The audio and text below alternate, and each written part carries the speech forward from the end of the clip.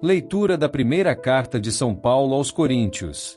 Irmãos, quero lembrar-vos o evangelho que vos preguei e que recebestes, e no qual estáis firmes. Por ele sois salvos, se o estáis guardando tal qual ele vos foi pregado por mim. De outro modo, teríeis abraçado a fé em vão. Com efeito, transmiti-vos, em primeiro lugar, aquilo que eu mesmo tinha recebido, a saber, que Cristo morreu por nossos pecados, segundo as Escrituras, que foi sepultado, que, ao terceiro dia, ressuscitou, segundo as Escrituras, e que apareceu a Cefas e depois aos 12. Mais tarde, apareceu a mais de 500 irmãos, de uma vez. Destes, a maioria ainda vive e alguns já morreram. Depois, apareceu a Tiago e, depois, apareceu aos apóstolos todos juntos.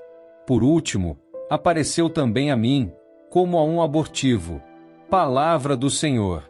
Graças a Deus.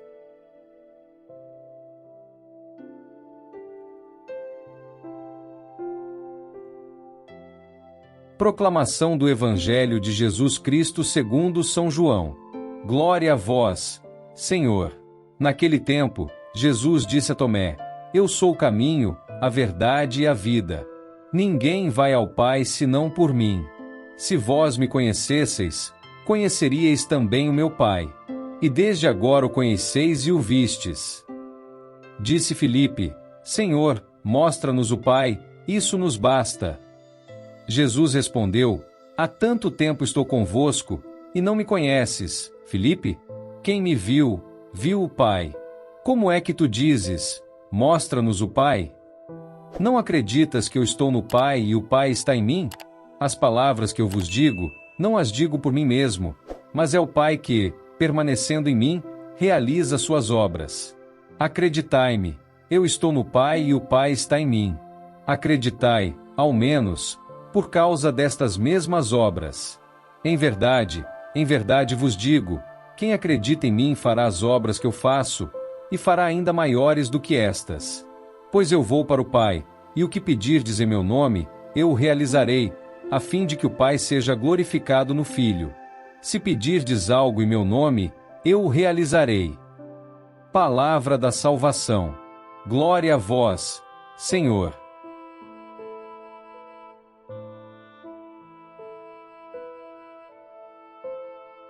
Queridos irmãos e irmãs em Cristo, há momentos em nossas vidas em que nos sentimos completamente perdidos. Como viajantes em uma estrada desconhecida, sem mapa, sem GPS, sem estrelas para nos guiar. Nestes momentos de desorientação profunda, ansiamos por uma direção clara, por um caminho seguro, por uma verdade que nos sustente.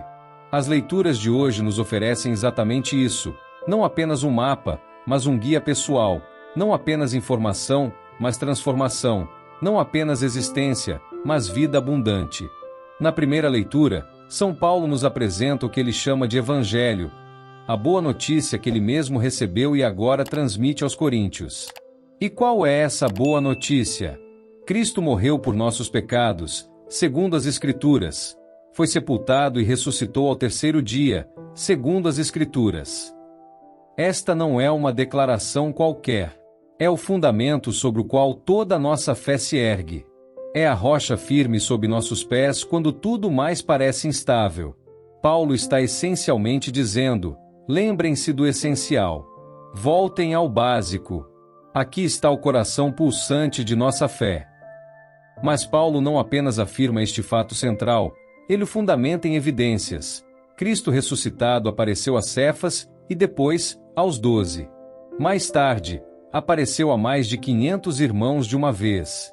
Depois, apareceu a Tiago e, depois, a todos os apóstolos. E finalmente, em um toque de humildade comovente, Paulo acrescenta: por último, apareceu também a mim, como a um abortivo. Paulo, que antes perseguia os seguidores de Cristo, teve um encontro pessoal com o ressuscitado que mudou completamente o curso de sua vida.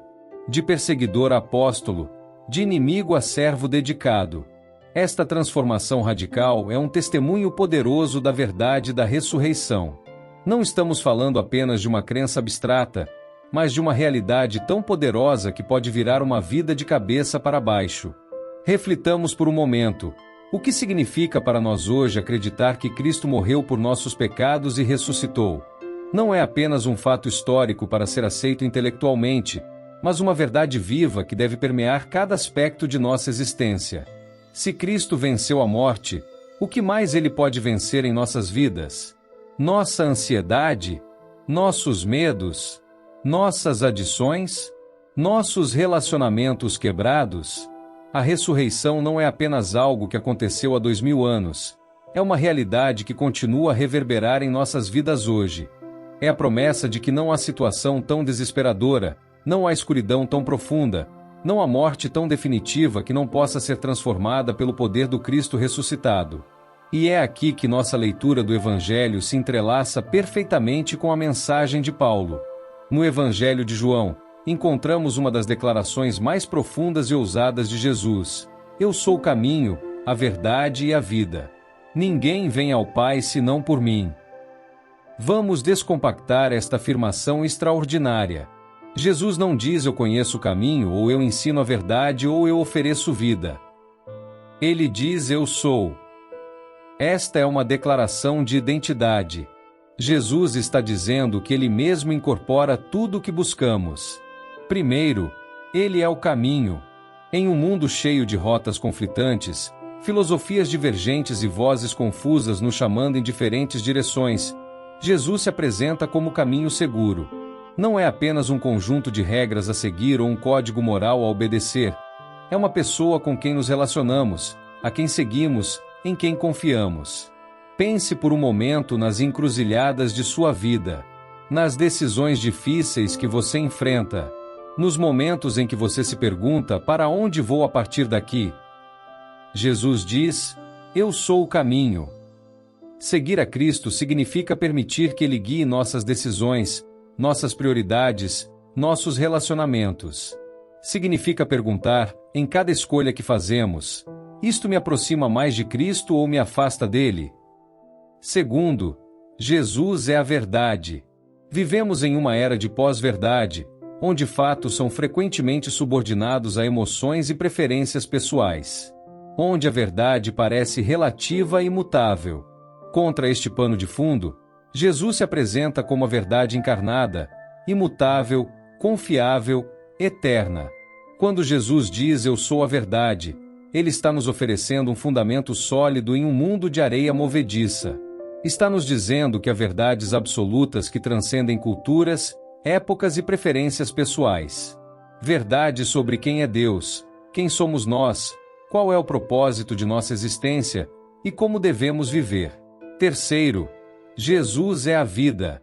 Não apenas existência biológica, mas vida abundante, significativa, eterna. Em um mundo obcecado com a extensão da vida, dietas, exercícios, tratamentos médicos avançados, Jesus nos oferece algo infinitamente mais valioso: qualidade de vida, profundidade de vida, vida que transcende a morte física. Quando Jesus diz eu sou a vida, Ele está nos convidando a experimentar a plenitude para a qual fomos criados. Uma vida caracterizada não pelo acúmulo de possessões ou experiências, mas pelo amor, alegria, paz, paciência, bondade, fidelidade, os frutos do Espírito que são sinais de uma vida verdadeiramente viva. E então vem o exclusivismo desafiador: ninguém vem ao Pai senão por mim. Em uma sociedade que valoriza a inclusão e celebra a diversidade, estas palavras podem soar duras. Mas considerem isto: Jesus não está estabelecendo uma barreira arbitrária, Ele está descrevendo uma realidade. Se Deus se revelou definitivamente em Jesus, se a encarnação é o ápice da autorrevelação de Deus, então naturalmente Jesus é o caminho para o Pai. É como se alguém perguntasse: como posso chegar ao coração daquela montanha? E a resposta fosse: há apenas uma passagem através dela. Não é uma questão de exclusividade arrogante, mas de realidade geográfica. Da mesma forma, Jesus está descrevendo a realidade espiritual.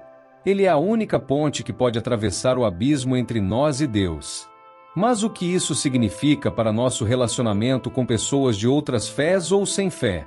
Significa que somos chamados a apresentar Jesus com amor e humildade, não com arrogância ou superioridade. Significa que reconhecemos que o Espírito de Deus pode estar trabalhando em pessoas que ainda não conhecem Cristo explicitamente. Significa que confiamos que Deus é tanto justo quanto misericordioso em seu julgamento. Jesus continua com uma promessa surpreendente. Em verdade vos digo, quem crê em mim fará as obras que eu faço e fará ainda maiores do que estas. Que declaração extraordinária! Jesus está dizendo que seus seguidores não apenas continuarão seu ministério, mas o expandirão. Não em virtude de seu próprio poder, mas por causa de sua conexão com Jesus e com o Pai. Isto nos leva de volta à primeira leitura. Paulo experimentou o poder do Cristo ressuscitado de maneira tão profunda que foi transformado de perseguidor em apóstolo. E através de seu ministério, milhares vieram a conhecer Cristo.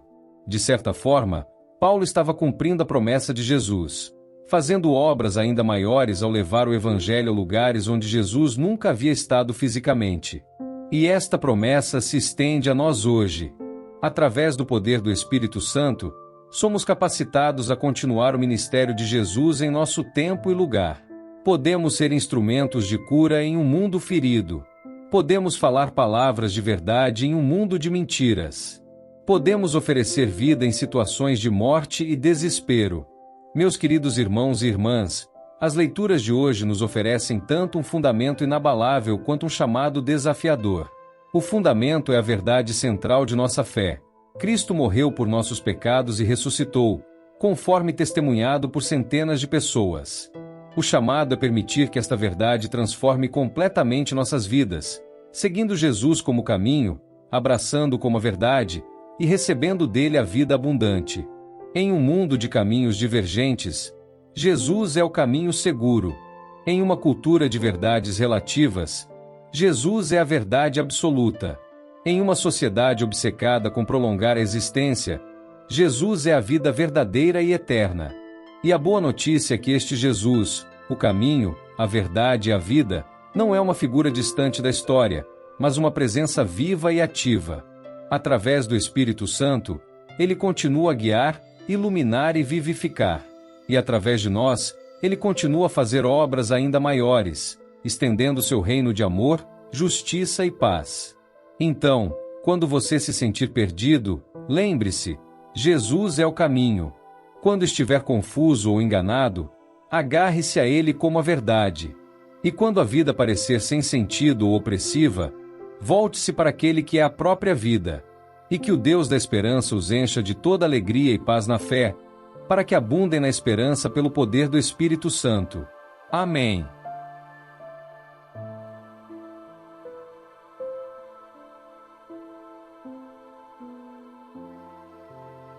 São Miguel Arcanjo, defendei-nos no combate. Sede o nosso refúgio contra as maldades e ciladas do demônio. Ordene-lhe Deus, instantemente o pedimos, e vós, príncipe da milícia celeste, pela virtude divina, precipitai no inferno a Satanás e aos outros espíritos malignos que andam pelo mundo para perder as almas. Amém.